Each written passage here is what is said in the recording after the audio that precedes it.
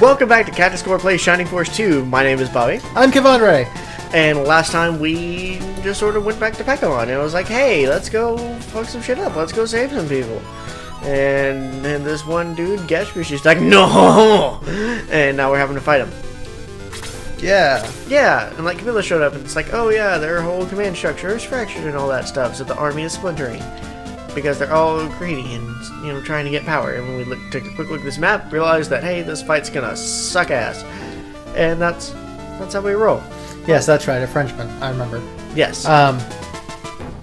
Yeah, so we got all that shit, and it's a good time. Yep, and I gotta remember the controls for this game. Because we just got done playing another one, and I'm getting them crossed. Yes. PG-13, what's the point? Of what? Okay, so... Oh, shit, here we go. No? I did promise never to return to this website, but I found a cracked article that says 5 ridiculous works of highbrow erotic fanfiction. Oh. So well, was it written... It's before? 2015, so it's back in the good days, but I still don't want to give them traffic. I know, but okay, we'll take it. The whole thing is, before in Trauma Center, Bobby read my fanfic that I wrote about Sherlock. Yes. And I loved it so much when I was editing. Johnson Ping Machine. Johnson Ping Machine. If you haven't seen that, go watch it. I swear to fucking God. It may be our single greatest episode yet. I fucking love that episode. Anyway, it made me decide that we should probably read more fanfiction on this series. And I think that Shining Force is the perfect place for it. Right, because it's a bit of a slower game with the tactics and all that stuff. It's not Yeah. as fun to watch, so we got to step up the dialogue game a bit, you know? Yeah. So let's see. Looking at this cracked one, it says number 5 is Gatsby is alive and horny. I love it. I'm not going to read a great Gatsby fanfiction. That's fair. I don't think anybody would want to actually read that. They just, would say they read it and look at the Cliff Notes versions of it, turn it into class. Yeah. Nobody actually read the It's Gatsby and Nick Carraway. Of course. So, Whoa, boy, howdy. This orgasm sure is the bee's knees, Gatsby. Anyway. Let's Classic writing. Atticus Finch gets lucky in the shower. Okay. Oh, God. Let's see what else do we got. That's an odd one. Big Brother, more like Big Boner. What the fuck? Of course. And with all the reasons... 1984, yeah. With the trend in porn now being, brothers fucking their stepsisters and all that stuff, it's age appropriate. Oh, that's Hitchhiker's Guide. Okay. Hey, that's a good one. It's about him getting raped. What the fuck? The Echo's talking shit? At least you didn't do that creepy laugh thing. Yeah, that would be creepy. Yeah, let's see. No Country for Old Men. No, I'm good. Okay. So I am going to try to track down a good one-shot fanfiction to read. So you're going to have to carry the conversation while I'm looking for it. Okay, so a couple of things that we've decided to do with the channel is, number 1, for Shining Force 2, because we still have a number of fights left, we're going to try and make it 2 battles per episode. Just so that way we get to the end a bit faster, we can get to the games, because I've had 2 long sort of role-playing games, and it's taken its toll on us. So we're going to move up a bit with that. We're recording quite a lot, because we got to prepare for Kevandre's vacations coming up soon. Mm-hmm. Where he's going to Vegas, and then going on a little 3-hour boat tour to get lost on an island. Isn't that right? 3-hour book tour? Boat. Gilligan's Island joke, people, because I'm fucking old. Yeah, you're not that old. Gilligan's Island was great. So was Bewitched, I Dream of Jeannie. They were all good. You're still not that old. I used to watch those shows all the time. Not when they were brand new, but I still used to watch them. They used to do reruns, like Nick at Night. I fucking love Nick at Night. Mm-hmm. Let's see. That's not my official shout out for the episode, but it very well could be. Nick at Night was always hella lame. Okay. Aside from when they had Fresh Prince on there. So I'm not much of one for calling people a whore, but Yes you are, that's all you do! Jesus, don't lie to our audience. Look, they know I'm lying. They're in on the joke. That's what makes it funny. Oh, okay. Because I call you a whore all the time. I love whores. What the fuck is all this garbage? Is it whores? No. Then what's the point?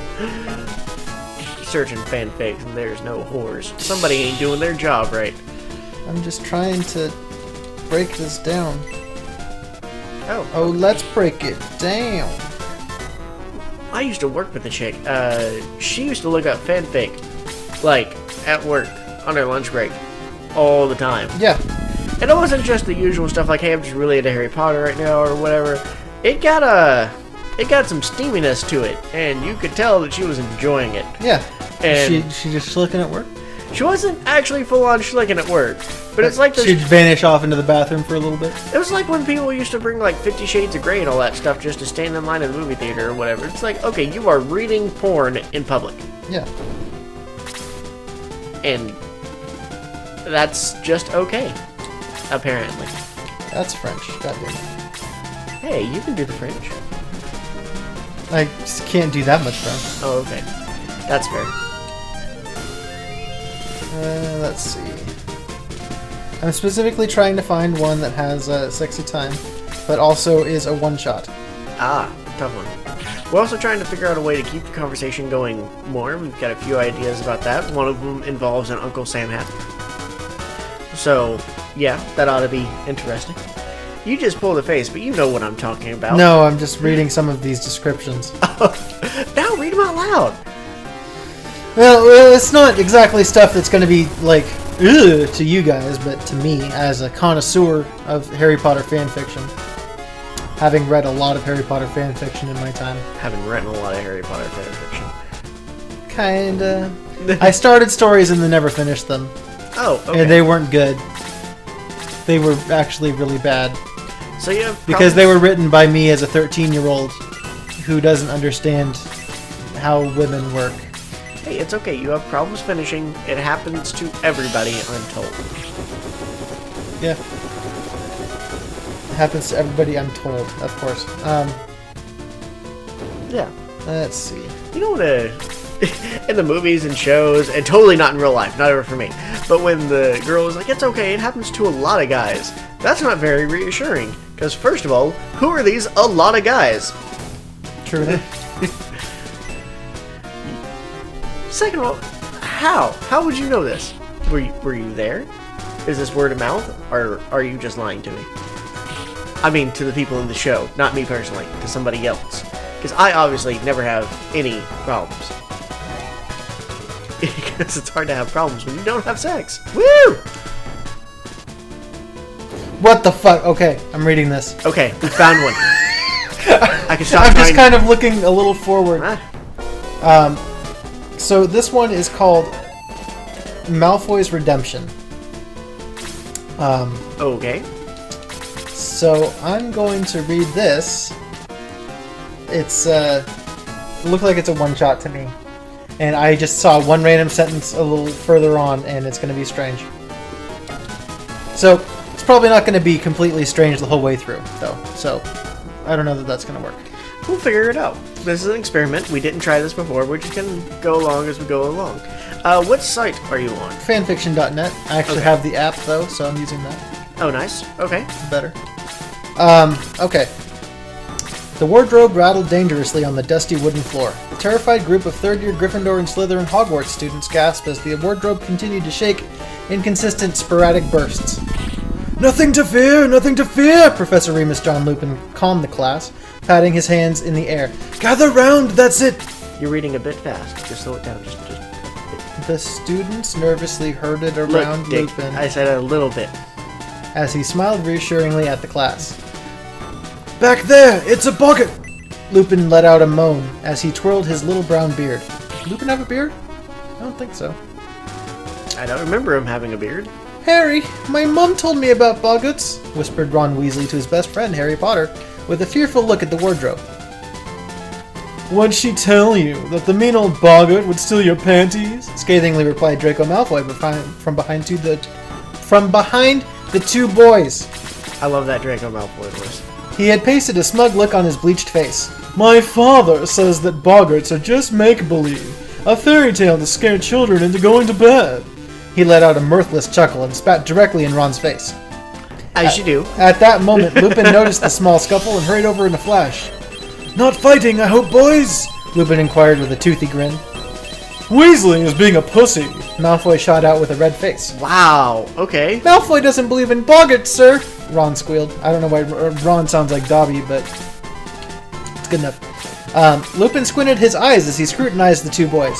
Slowly, very slowly, an ear-wide smile melded its way onto his visage. No belief in boggarts, eh? He took a step closer to Malfoy. Face it, then! The class let out a long ooh. Malfoy looked taken aback. He had not been expecting such a challenge.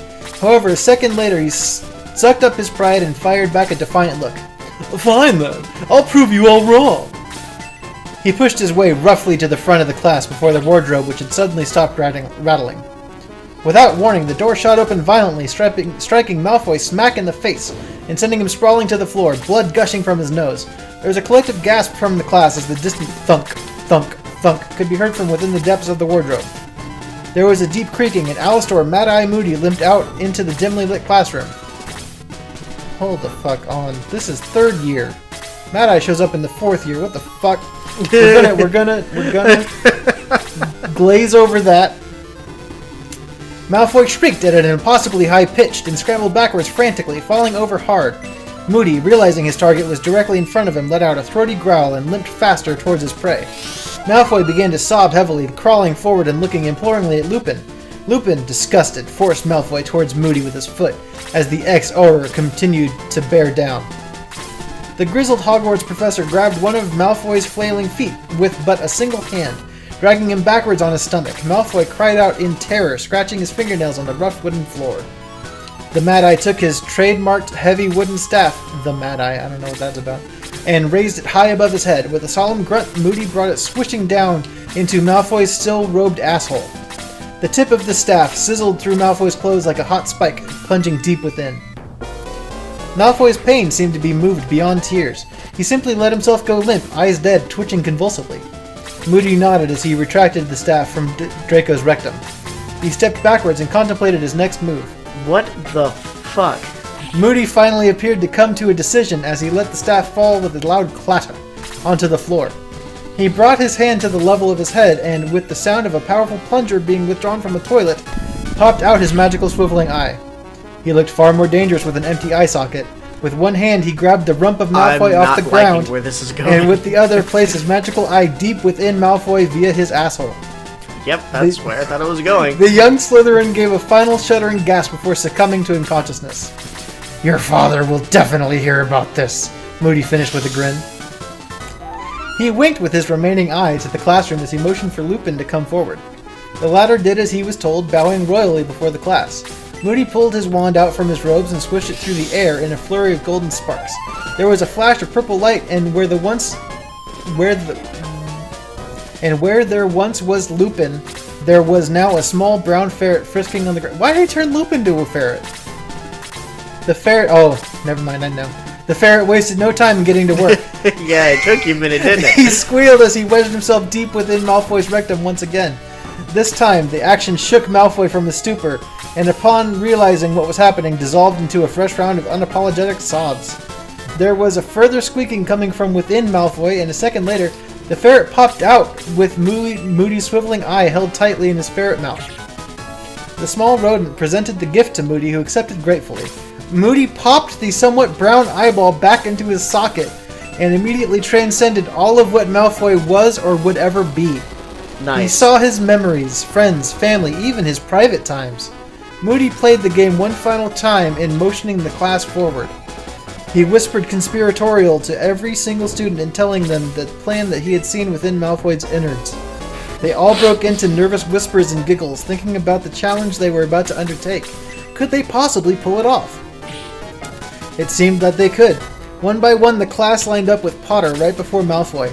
At the back of the line, Ron inserted his XXX magic wand into Seamus, who in turn put his in the subsequent person, and so on until Harry. Next, Ron let loose all of the urine stored inside him. The flow of pee traveled through Seamus's rectum and out of his own urethra, which in turn continued until it reached Potter. What? Potter, however, held his penis shut with a clamp, letting all of the backflow Clamps! of urine build up within him. When the last of the pee had made its migration to Potter's bladder, the Chosen One bellowed the cry of his people and pulled off the clamp. There was a second of total silence before the jet of pee, traveling at nearly the speed of sound, blasted right through Malfoy's legs into 12 floors below.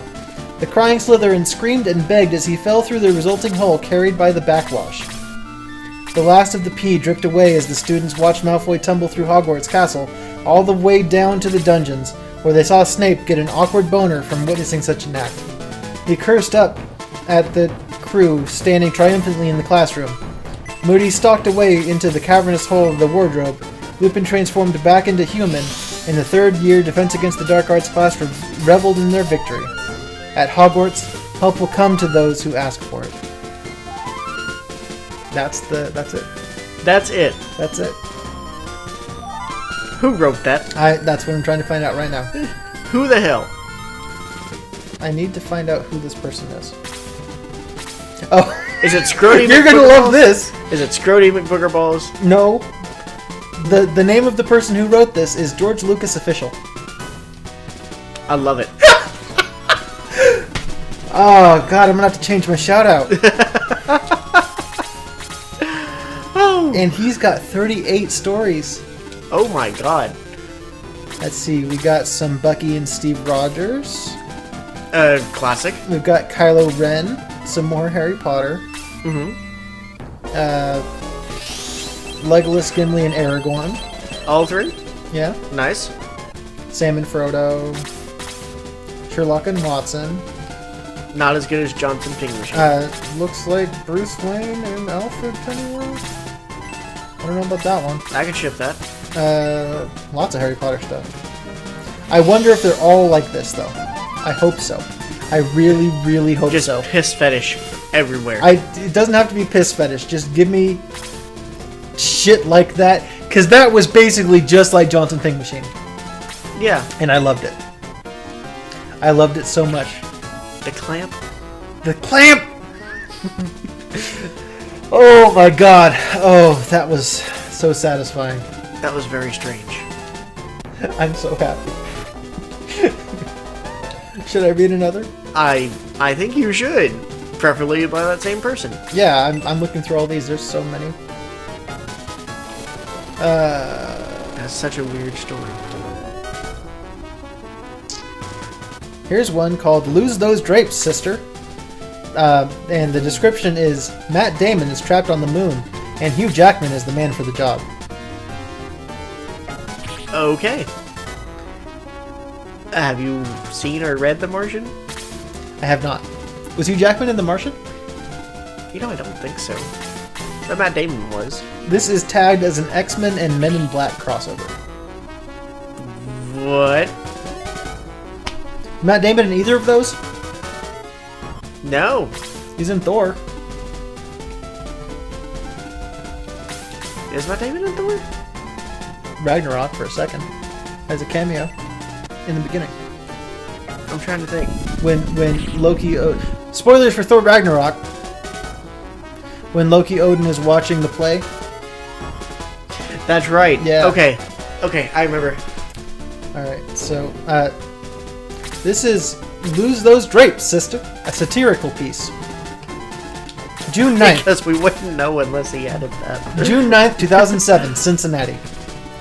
Cyclops, announced Hugh Jackman as he strode across the room and went into a handstand. Scott Summers, the Cyclops, entered to see his roommate's fantastical feat of athleticism. Wow, you sure are good at that, Huey. Jackman fell back on his feet and smiled. Huey? Why, thank you, Scotty. The two men laughed as they planted their asses flat on the pink floral couch. What's new and exciting? Inquired Cyclops furtively as he inserted his soother into his mouth. Hugh laughed. I'm currently doing the voice acting for Flushed Away 2, Escape to Vietnam, but I am having difficulty remembering the script. Cyclops turned, his brain unable to comprehend a fault in his beloved roommate. What? Asked Scott as his soother fell out of his mouth and plummeted to the floor. I'm having trouble remembering. Hugh Jackman lost his fucking mind and leapt from the couch, breaking everything in the apartment he saw, much like a bull in a china shop. Hugh, calm down! Jackman was too far gone. He then picked up Summers and tossed him out the window, making him fall a full 50 stories before meeting his grisly end. Hugh, now overwhelmed with guilt, spelled G-I-L-T, stripped down to his birthday suit and ran through the streets screaming until he was ultimately taken away by the police. Okay. June 10th, 2007, the Pentagon. Come in, Matt Damon, spoke President George W. Bush as he watched the screen in front of him.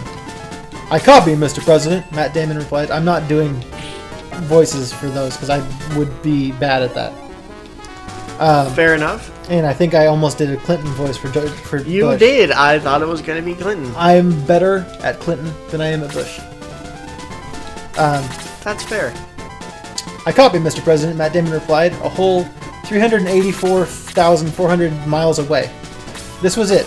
The moment history was waiting for. Apollo 18. This mission, designed by Ridley Scott, would have Matt Damon travel to the moon and exterminate the well-known Nazi presence there. It was genius. Apollo, do you have visual on the Nazi base? There was a moment of static, followed by Damon's distorted voice. I have no visual yet. Hold on! Gunfire came through the speaker and the entire Pentagon held its breath. I'm under fire! Damon shouted through the speaker. Oh my god, there's so many of them! Suddenly, someone cut the feed. God damn it! Shouted the president as he slammed the table. Tommy! He screamed as he turned his face to his most trusted advisor, Tommy Lee Jones. Oh, I thought it was going to be Tell Me Why So. That'd be great too. Yeah. Get me Hugh Jackman! Tommy Lee Jones, clearly confused, tilted his head and asked, Sir, why do we need Hugh Jackman? Bush, with the intensity of a million stars, looked him dead in the eye and said, He's the one who can save us now. Tommy looked back at the president and nodded, and then hurried to his black car and headed for Cincinnati. Why are they in Cincinnati? I don't know. June 11th, 2007, Cincinnati's maximum security prison. Of course. Hugh Jackman lay there on his cot, staring up at the ceiling. What a mess! Scotty was dead, and now he's in prison. Hugh thought about what he had done long and hard. He then came to the conclusion that he was innocent. I didn't kill Scott, thought Hugh. Of course. The gravity did. No, he killed himself. Hugh smiled. It was very comforting to believe that he had nothing to do with it, and since he had nothing to do with it, he was innocent and must escape. Hugh, channeling his powers granted to him, shrank into his rat form, Roddy, and squeezed straight through the bars. He did it. He was free. Let's all pretend that is normal. I can't believe I just found this guy who just while searching for random one-shots. June 12th, 2007, Cincinnati's yes, same thing. What do you mean he escaped? Screamed Tommy Lee Jones as he firmly gripped the warden's broad shoulders. The warden stuttered and failed to reply. What had happened was impossible. He escaped, sir. He transformed into an animated anthropomorphic rat and then ran through the bars. It was impossible. Tommy Lee Jones released the man. Jackman was clearly more powerful than he had assumed, and this man had no idea who he was trifling with. Last we heard, he was going to 7-Eleven, if that helps at all. Tommy. Yes, to 7-Eleven. Tommy shit his pants. Of course it does, he said aloud. Tommy ran as fast as his shit-stained trousers would allow. Hugh's favorite shop, 7-Eleven, that's where he'd be. June 12th, Grand Avenue 7-Eleven. Hugh's favorite shop is 7-Eleven. Same. I need Hugh Jackman to verify this. Well, let's just call him up then. Of all the things in this story, that's the one I'm incredulous on. Almost there. Ready? Steady? Gush!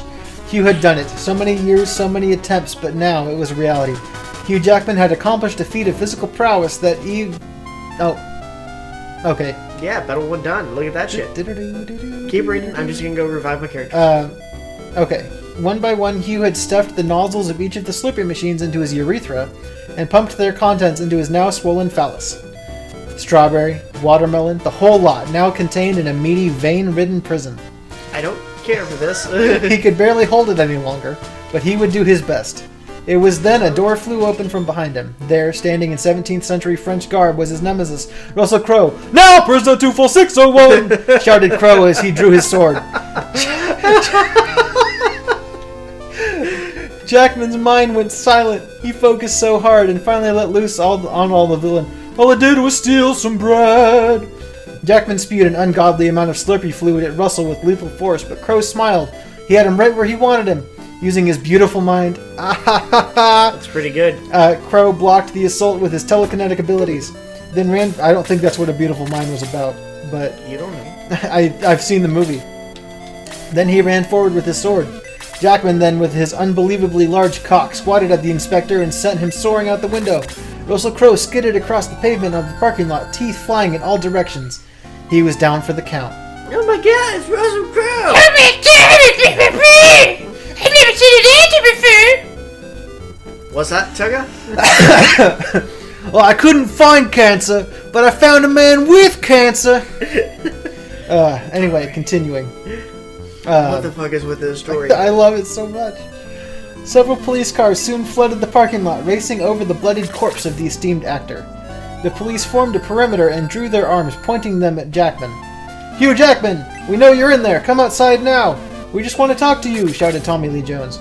Hugh Jackman knew he couldn't. It was a trick. He knew it was, so Hugh Jackman did the only thing he could do, spew copious amounts of Slurpee out of his cock. The sheer amount of Hugh's assault tore through the supports of surrounding buildings and police cars alike. The onslaught continued for what seemed like days. That was until Tommy Lee Jones' plucky assistant Will Smith rocketed from the clouds with his renowned jetpack. Renowned jetpack. Did someone order an ass-kicking casserole? Fuck! Shouted Hugh Jackman as he tucked his dick back into his pants and sprinted away from the scene. He thought he would go undetected, but no. Smith's eagle-like eyes picked him up at the second he left the building. Will smiled and rocketed towards the assailant. Jackman thought about his escape and how fucking sick it would be should he do his next stunt. But unfortunately for him, Willie had a different idea in mind. Smith, with the strength and girth of 10 men, thrusted his massive shaft right into Hugh Jackman's mouth, pinning him against the nearby hospital's wall. Naturally. Not so fast, Jackie boy, Smith mocked as he looked victoriously at the struggling Jackman. Jackman was scared for the very first time in his life. Was his number really up? Nay, you negative nillies. Jackman, with just one of his muscular arms, slammed against the hospital wall behind him, making the concrete shatter and crack like bits of glass. Oh, damn! Will exclaimed as the hospital began to fall down in his direction. As the shadow grew over the two, and as soon as Hugh noticed that Will was distracted, he made his move. Hugh bit down on the willy stick. Will shrieked in pain as Jackman swallowed it whole and threw the actor to the ground. Not soon after, milliseconds even, the building collapsed on top of Smith, and from dust and rubble rose Hugh Jackman. No! Screamed Tommy Lee Jones at the sight of his decimated companion. Jackman then walked towards Tommy and put his hand on his shoulder in a comforting fashion. I'm sorry, Tommy. I really am. Tommy looked up at the genuine expression of sadness on Jackman's face as he felt tears fill his eyes. He was a good man. Before Tommy could finish, Jackman opened his mouth to expose Will Smith's massive cock sticking out from it. Jackman smiled, but Tommy was speechless. Will, is that really you? The man gland perked up and seemed to look around before a flurry of piss and kidney stones hit Tom right in the eye. And kidney stones. He was real upset now. His partner's penis was being puppeteered by Hugh Jackman's tongue like some sort of sick joke. Oh, give me that! Tommy shouted sternly as he tore the phallus from Jackman's mouth and hastily stuffed it in his pocket. Jackman's hysterical laughter which soon followed did not last, as Tommy knocked him unconscious with a single wallop. Yes. Oh my god. We're only halfway through this. Oh my god. Okay. We're gonna step outside, we're gonna get into the next battle, and then we're gonna continue this. Cool. I'm fine with that. Who's this white guy again? He's the art priest dude who like locked people Oh, in that's the right. With that we were fighting protecting in the last battle. Yeah. Is That's there a right. battle up here? I can't remember. Yes, there is a battle up here. Okay. Who's talking now? I heard about you from Gesh. I have no idea. Random bad guy. Just some guys. He ordered me to take out some of your people. Why is that? Oh, is that a Pegasus? Yes. With wings. But it's not enough. This is the end of your resistance. Kill them! Kill them all! Hooray. Okay. Okay, into another battle. I'm gonna keep reading this. I actually need a thing about this battle, because things are gonna happen. You may notice this asshole, Okay. who looks a bit unusual. Jar? Yeah. Like, this is Master Monk. That's Jar. Can we recruit Jar? Jar ends up joining our team halfway through this battle. Sweetness. That's some Fire Emblem shit right there. Okay. Okay. Earthquake. The cost to the man was great. Too great, some would say. But to him, the sacrifice was not in vain. Across the desert, a proud man strided through the seemingly endless dunes. Until, of course, he found it. The old scarab temple. Finally, the man said aloud as he strode through the massive stone doorway. The man walked to the far wall of the temple and fell to his knees, his cloak still shrouding his visage. I need to know, the man said to the wall before him. I've come so far, and I need to know the truth, even if it kills me. Pastor Toby removed his hood to better see the mural of the Goldbloom. I have heard whispers. Is my son truly alive? The mural of the Goldbloom. Yes. And that paragraph was all in bold, so it's different, I guess. Awesome. June 13, 2007, Guantanamo Bay. Okay, sure. Let's pretend that's just a normal thing to pop up. Jackman awoke to see the sleepless face of Tommy come into focus. Hello, you son of a bitch. Jackman struggled, but he was restrained, and restrained ever so tightly. What do you want from me? I've done nothing wrong. I'm not doing my Australian voice very well. No, you're not. Just here, say sniper a few times. Sniper! Tommy, having just lost his partner at the hands of this madman, naturally had some objections to that statement, but saw there was no arguing with Hugh. Your country needs you, son. Matt Damon is trapped on the moon. You need to go there and bring him back. On the moon? Yeah. Jackman thought for a moment. Okay. That was a tall order, especially since it was on the moon and all. Let's see. Are you okay about someday in America? Alright. I will do it, but I want something in return. Oh, that's pretty good. Tommy rolled his eyes. What? Jackman bit his lip, then gave a deranged smile. I want a lizard. A big one. I want him covered from head to toe in peanut butter, and then I want a little Stetson for him, and a matching one for myself. See, now I'm just doing my sexual lobster voice. Yes. So that's good. Very well, Tommy said as he stormed out of the prison cell, who I could believe probably wrote this. Yes. Oh no, the mouse. Poor little mouse. Alright. June 14, 2007, NASA base in Florida. Tom looked up at the view screen to see Jackman sitting comfortably at the bottom of the launch pad with a massive Saturn IV rocket shoved halfway up his puckered asshole. Naturally. Ready? Asked Tommy tentatively. Jackman, being badass, didn't give a fuck and flipped off the camera, much to their enjoyment. Yes. The loudspeaker began. 10, 9, 8, 7, 6, 5, 4, 3, 2, 1. Lift off! Jackman fucking hauled ass into space. Hugh moaned with satisfaction as he booked it through the stars and collided headfirst with the moon's surface. Tommy wiped tears from his eyes. Matt would soon be home. June 14, 2007, Earth's moon. Hugh Jackman took in a breath of fresh air and bolted towards the Nazi moon base. Space Nazis on hoverbikes closed in from all sides, firing lasers and missiles, but it was no use at all. Space Nazis on hoverbikes. Do you understand what the fuck you just read? Yeah. Okay. Jackman tore through them like wet tissue paper. Jackman kicked, bucked, and fucked Winky Face his way through the Nazi hordes until he saw him. There's a Winky Face right there. There is. Okay. Through the Nazi hordes until he saw him. It was Matt Damon. He had grabbed one of the Nazis' laser weapons and was defending himself in a small fortification. But he wouldn't last long. Nazi speeder bikes were coming up fast. Jackman knew what he had to do. He pulled down the neck of the turtleneck to reveal not one but two testicles hanging from his chin. I don't know what this says. Yeah. Okay, sure. Is that Chinese? No. Is that Japanese? Yeah. Well, it's a sentence of Japanese, and I don't know what that says. And I can't read Japanese. I can only speak it, kinda. Yeah, if he doesn't know it, then I don't. You know what? So, I gotta Google it. I'm sorry. Yeah. Oh, I can't copy in this app? Fuck you. So I don't know what the Japanese says. I'll look it up while I'm editing and put it on the screen here for you. Okay. He exclaimed that Japanese as he tugged hard on his jiggly nutsack. Every Nazi that surrounded Damon then slowly began to levitate, just as Jackman had planed, I guess. 2 shakes of a lamb's ass. Hugh Jackman exclaimed proudly as he tugged a second and final time on his chin testicles. All Nazis screamed in agony as they slowly were torn apart at a molecular level, leaving nothing but dust. Meanwhile, June 14, 2007, Tommy Lee Jones' personal quarters.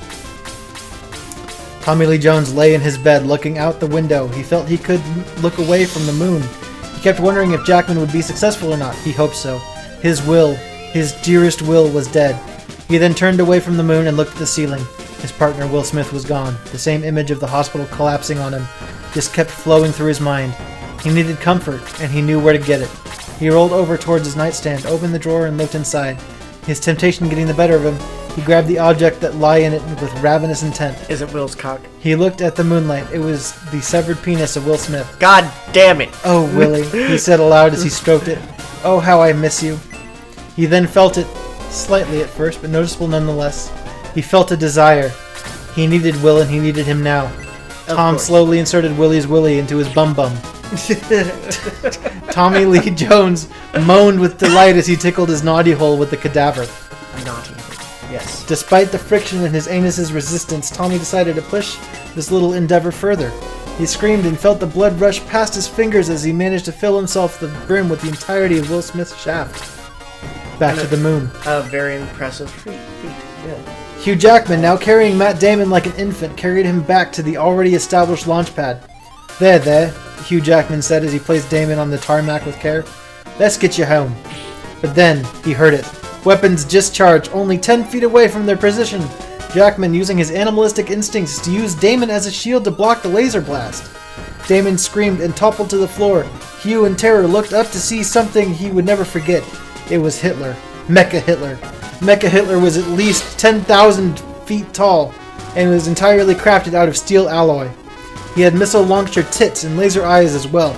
"Hail me!" screeched the towering cyborg as he looked down at Hugh Jackman. Jackman then fell to his knees, holding the now dying Damon. "I'm so sorry. He must have snuck up on us." 10,000 feet. And it's still alloy. Screaming, "Hail me!" Yeah. With rocket launcher tits. Yeah. Snuck up on him. Mecha Hitler chuckled, a moon-shattering chuckle, and looked down upon the doomed Hugh Jackman. "I am the size of a mountain. You have no power over me. You are like a rat to me." Then the unthinkable.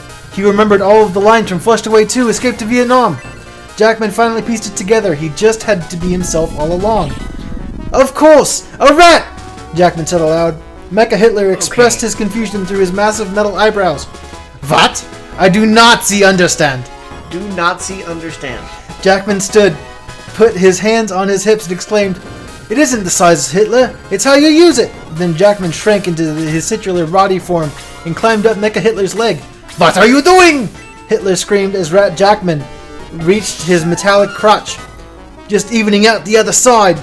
Then Jackman severed Mecha Hitler's single testicle, which was also the nuclear reactor powering him, with his with his massive rat incisors. "No!" screamed Mecha Hitler as he combusted with a ball of nuclear fire. Then we're back to a bold paragraph. Hurricane. It was then Pastor Toby received a vision of fire and blood.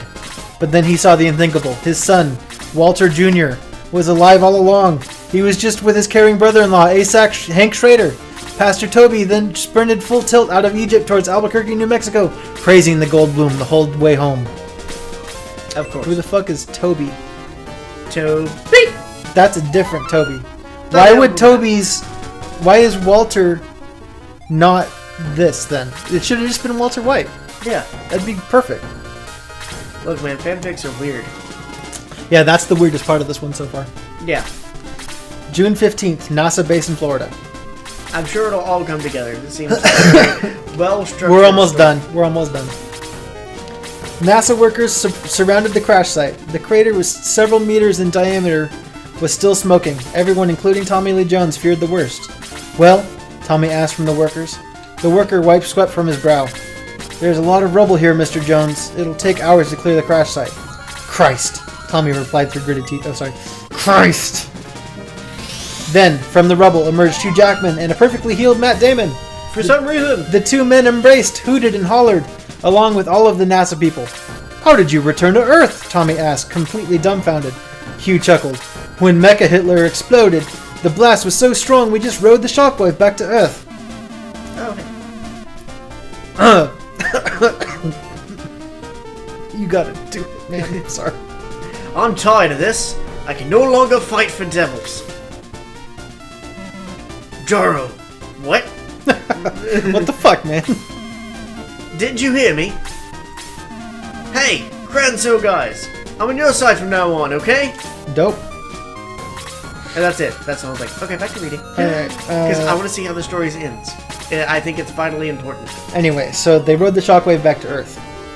Tommy Lee Jones applauded and patted them on the back. Welcome home, boys. Welcome home. The end. But there's an epilogue. Of course there is. The story clearly warranted an epilogue. January 18th, 2018. The Pentagon, 2 a.m. Oh shit. We've recent up in this bitch. I'm sorry to call you at such a terrible hour, Mr. Fury. Tommy Lee Jones. Oh my god. Is this a post-credit scene? Yes. Tommy Lee Jones said as he shook Nick Fury's leather-gloved hand. No problem at all, he replied with a sarcastic tone. Oh, no problem at all, I guess. We have just begun to analyze the wreckage of Mecha Hitler on the moon. It's taken us centuries to bring it all back here for analysis. Centuries. So? Fury asked impatiently as he tripped over his bunny slippers. Tommy stopped and looked at Fury. He started to tear up. You need to see this. A door slid open to reveal a piece of metal plating.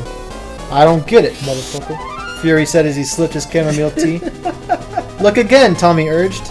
Nick looked again and saw it. He spit out his tea and got a closer look. You've got to be shitting me. The piece of metal that was engraved with a logo that read, Lucasfilm. Nice. That's the end. I don't know why this was called Lose Those Drapes, sister. I don't either.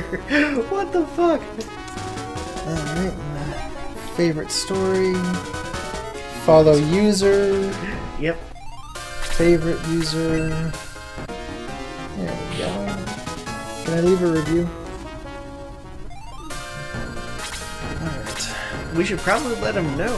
Like, hey, by the way, I read this fanfiction out loud on a YouTube channel. on my YouTube channel, my YouTube Let's Play, during a Shining Force 2 episode. Yes. The YouTube channel is called Cactus 4. It will go up week after next. I will likely keep reading your wonderful stories. Thank you, George Lucas. That's the first time that anybody should thank George Lucas for anything in a long time. Yeah, since the 80s. My god. You find the weirdest shit online, dude. Look, I seriously just went to Harry Potter, looked up romance with rated M, Yes. and complete. And I found that Harry Potter one, and I was like, oh, this looks good. the weirdest shit. And then now I have a new favorite author of fan fiction, and there are so many different kinds. Oh, Spy Kids, nice. Oh, that's one I don't think I would have ever suspected of having written a fanfic of it. Asac Schrader joins the Avengers. Oh man, Nice. I think those bold things were references to his previous stories. Oh, okay. Jealousy, a Jeff Goldblum drama. Awesome. It's hard to beat Jeff Goldblum, man. Oh my god. Ah, this asshole. Fuck you, Devil Soldier. Queen's Orgasmic World Tour. Fine choice. Yes. I'm not reading any more in this episode because I'm gonna die. Yeah, it's quite a lot. That's a lot on your voice when you're speaking as loud as I've been. And as fastly as you have been. Yeah, but we will return to George Lucas Official on fanfiction in future episodes. You can fucking count on it. Yeah, it's gonna be weird. Probably not during today's recording episodes, but, you know, it's gonna happen. The clamps. The clamps! Oh, my leg. Oh, my throat, more like. Yeah, your poor throat. I gotta drink some Coke to make it better. Would you like some Coke? Yeah. Oh, okay. Well, as long as you're honest about it, you know, we'd rather you do it in the house than outside the house. Rather you do it at home and be safe. If you ever go out and do drugs, just, give us a call. You're not going to get in trouble. Just don't, drug and drive. Yeah, my parents lied to me about that shit, too. Oh, yeah? Yeah. Because my sister called her up one time. I was like, hey, so you know that thing? And that night, she didn't get in trouble. But then they had a nice little talk with her, like, hey, yeah, you didn't get in trouble that night, but you're going to face the consequences. And just like, yeah, you can't be going out and getting high all the time. What the fuck's wrong with you? My parents never knew that I got high a couple times when I was younger. Because I only did it, like, maybe 5 times total. And I was paranoid enough about it to, like, make sure that I did not smell like that at all. Yes. And the whole time, it would have been totally fucking fine. I wish I'd known that. My parents don't give a fuck about that. Oh, they might have, but they weren't, parents. Well, they're still parents. Yeah, but they're not active parenting. It's like you're an adult. You can fuck up your own life now. True enough. But, I mean, I was also, like, 19. It's not like I was... Oh, yeah, okay. Well, not 19, I guess, but... I think I was at least legal. Well, Yeah, I was legal, for sure. Probably not legal to get high, because it wasn't legal at the time. You know what I meant. I was at least of A 18. certain age. Yeah. Because the first time, I think, it was right after I broke up with my ex-girlfriend, which was after I was 18. So, we good. And that first time, I went over to Leslie from Source of Screen podcast house. And we... Yeah, way to toss her kind of under the bus, but not really. No, it's fine. And it was right after Halloween, so we had a hella candy. That was awesome. Oh, okay. That was a fun high time. And it was in 2018, so everything was legal. So lucky. Yes, everything was legal in 2018. I turned 18 in 2018. Yeah. God damn it. Stop countering my main dude. Fuck off.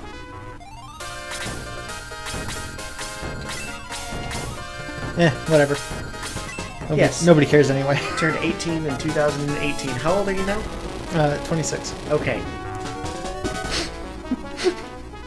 He aged 8 years in like 2 months. It's very impressive. And all that time, he couldn't grow a mustache. Yeah. It's a really shitty little mustache. Hey, you're trying, and that's what counts, right? It's the effort. Yeah. Your mustache is way better. Thank you. It does get a bit unruly. It likes to do that curl right into my mouth thing. Yeah, that sounds unpleasant. It's good for soup. Is it? Yeah, because I can taste soup for days. It's great. A little flavor saver. My soup catcher. Yes. But yeah, I think that my parents actually would have been cool with it if I had just, if I went out drinking and then just called them to pick me up. I think that they would have been like, yeah, that's fine. Yeah, you get that like once. Yeah, if it happens all the time, that's a different situation. And then they talk to you like, look, if I'm going to come and give you rides, either you need to pay for gas, or you need to have extra booze brought home with you. Yeah, one time when I was 14, I was really upset for some reason. So I went over to my mom's Tanqueray, and I mixed it with Mountain Dew. A classic choice. It was disgusting! And I hate gin to this day. If I try to drink gin now, it's still really gross. I don't think it's because of that. I think I just don't like gin. That's fair. It's real gross. But anyway, my mom was just mad at me because I wasted some of her gin. She's just like, hey, fuck you. Yeah. She didn't say that, but...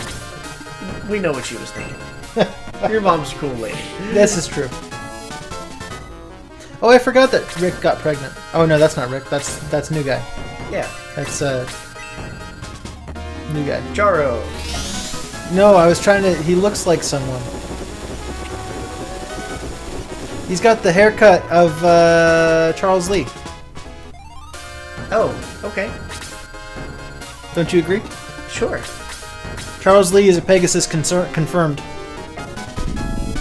Is he? Yeah. I don't know where you're going with this bit. I'm just changing the narrative of Hamilton. Oh. Probably don't do that. It's a great show. You're not Weird Al. We're not up to that level But yet. it would be better if Charles Lee was just some fucking Pegasus, and they never mentioned it. They're just like, hey, fuck you, Charles Lee, for talking shit about Washington. Because Charles Lee is all like, Washington cannot be left alone to his devices, indecisive from crisis to crisis. The best thing he can do for the revolution is turn and go back to planting tobacco and Mount Vernon. You know? Yeah. But imagine that as a Pegasus. No. With his clip and clop. And The clippy clop and the whoosh. yeah. Okay. I think you're a bit too into fanfiction mode right now. You might need to calm the fuck down for a minute. No! Oh. I'm having a good time. Fuck you. Okay. Why you use that big ass thing for just one gentleman? Because I wanted to. Oh. I see you. Zap! Yeah. I go zappy zap. Shoutouts to Classic SpongeBob. I could probably just go over there and kill that archer dude right now and end this fight, but I kind of want to. Is the archer the leader? Yeah. Hey, leader. And then leader talks for 10 hours. Yeah. 10 very long hours. I didn't have a problem with anything he said, but it was just a lot of talking time. Yeah. It was ridiculous.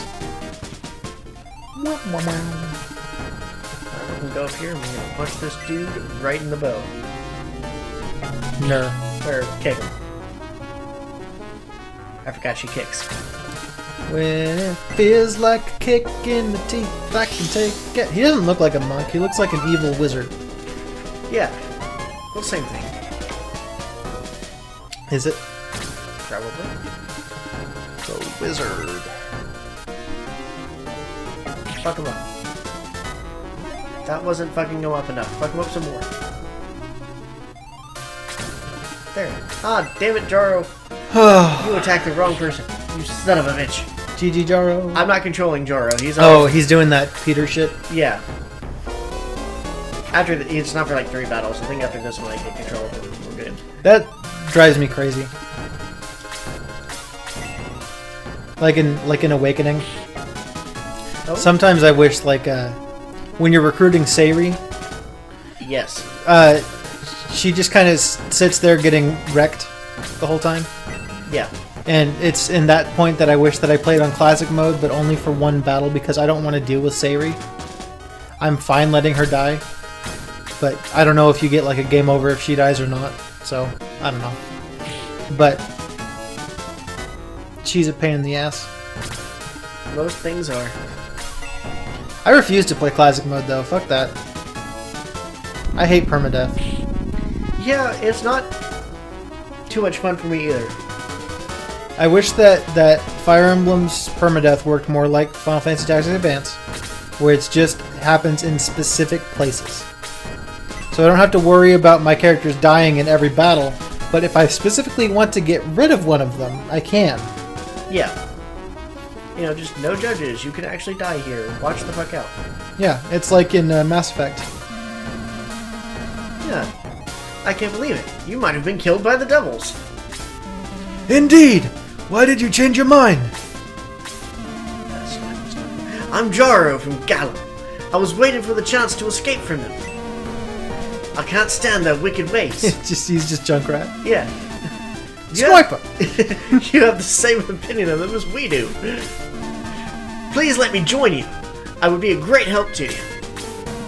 You need a professional soldier like me. Oh, we welcome you. But he was on the other side just a minute ago. Fuck you, Peter. I don't care, Peter.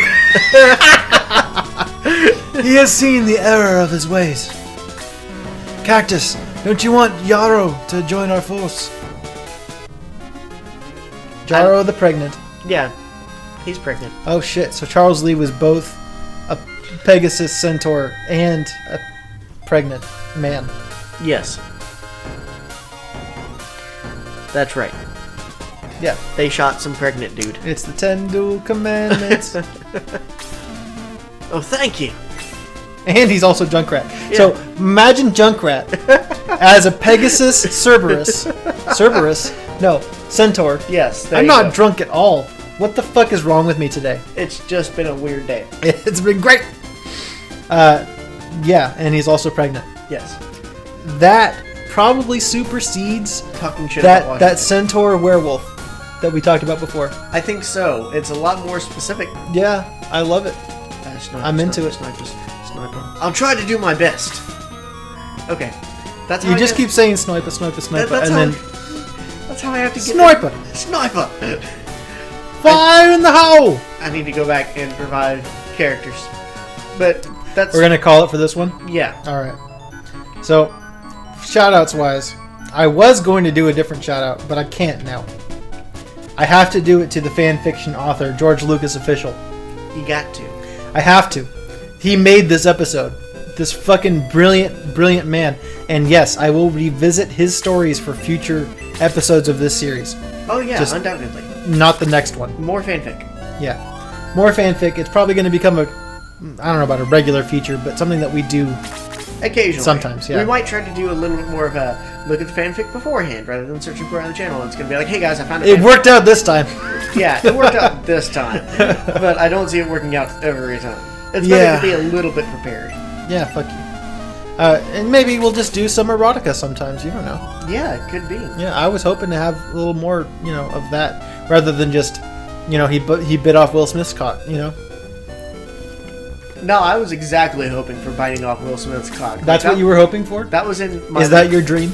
Well, it's not my dream, but it's my dream for it to happen. Does that make sense? Speaking of dreams, I had a dream. I had a dream last night where I was fighting Beerus Okay. from Dragon Ball Super, Yeah. and I won. It was me specifically fighting Beerus, and I won. And I was about to dip in liquid nitrogen because I've been watching too much King of Random. And right as I did that, Misket comes up to the door and's like, meow. And it's great because Beerus is a kitty cat. So I was just like, what the fuck? That's pretty awesome. But I woke up and I was like, oh shit. It was pretty great. She had excellent comedic timing. Yes. Because I'm sure that Beerus would say meow if you dipped him in liquid nitrogen. Just like that. Yeah. But yeah, how about your shout out, Fred? Alright, my shout out is going... Because I've done shout outs to adult film stars before. Okay. And this one is one that I've learned retired not that long ago. And she is probably my favorite Japanese adult film star. Okay. Her name is Anri Okita. Okay. And damn, that woman has the body. The body. And she's done like a lot of cosplay stuff, and it works out very well. The one scene that I have in my mind right now is one of her as a French maid, and it's just like, oh yes, thank you very much. So yes, I just wanted to do a shout out to her. She retired because she's like got married now and all that Yeah. stuff. She aged out. Well, no. Yeah. Okay. Japan's pretty open about the age thing. They don't care too much. But yeah, no, she left the industry to go get married and all that stuff. So thank you for all that you've done, and for having it recorded, so that way I can continue to look at it for the next 50 years of my life. Hooray! So yeah. Neither of us did the shoutouts that we wrote down. Yeah.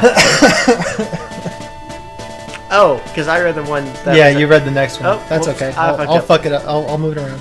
Okay. It's all good. All right, guys. We will catch you next time. I know that this was probably like a shambles, but that's okay. I don't mind. Yeah, it was fun. Yeah, that's some good shit. Anyway, guys, we will catch you next time. Thank you so much, guys. Goodbye. Bye.